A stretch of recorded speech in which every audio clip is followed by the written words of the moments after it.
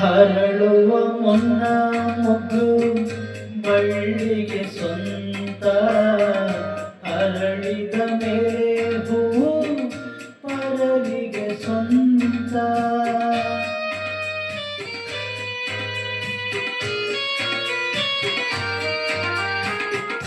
ಹಸಿವಿನ ಕಾಯಿಯನ್ನು ರಂಬೆಗೆ ಸ್ವಂತ, ರುಚಿಸುವ ಹಣ್ಣು ಎಂದು ತಿನ್ನೋರಿಗೆ ಸ್ವಂತ.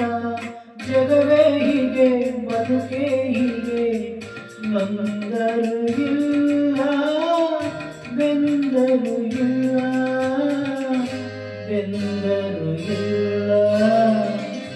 ಆಕಾಶಕ್ಕೆ ಕೊನೆಯೇ ಇಲ್ಲ, ಆಸೆಗೆ ಮಿತಿಯೇ ಇಲ್ಲ.